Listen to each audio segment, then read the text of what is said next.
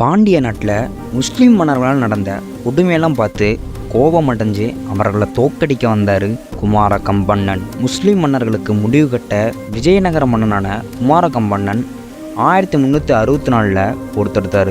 ஆனால் அதுக்கு பின்னாடி ஒரு ருசிகரமான கதை இருக்குது. குமார கம்பண்ணனோட மனைவியான கங்காதேவி தன்னோட கணவனோட வெற்றியை பற்றி மதுராவஜயம் அப்படிங்கிற வடமொழி நூலில் ஒரு நிகழ்ச்சியை குறிப்பிட்டிருக்காங்க. ஒரு நாள் இரவு குமார கம்பன் தூங்கும்போது அவருடைய கனவுல ஒரு சின்ன தெய்வ பெண் தோன்றினதாகவும், அந்த பெண் முஸ்லீம்களோட ஆட்சியினால் பாண்டிய நாட்டில் அமைதியே இல்லாமல் ஒழுக்கமற்ற நடவடிக்கைகள் நிறைய நடக்கிறதாகவும், கோயில்கள் எல்லாம் இடிக்கப்படுவதாகவும், அது மட்டும் இல்லாமல் அந்த மன்னனோட கையில் ஒரு வாளை கொடுத்து இதை எடுத்து போர் புரிகிற அளவுக்கு பாண்டியர்களுக்கு வலிமை இல்லை, அதனால் பாண்டிய நாட்டை மறுபடியும் பல நிலைமைக்கு கொண்டு வரணும் அப்படின்னு சொல்லிட்டு மறைஞ்சு போனதான் அந்த நூலில் எழுதப்பட்டிருக்கு. இந்த கதையை பற்றி உங்களுக்கு ஏற்கனவே தெரியும் அப்படின்னா மறக்காமல் கமெண்ட்டில் சொல்லுங்கள்.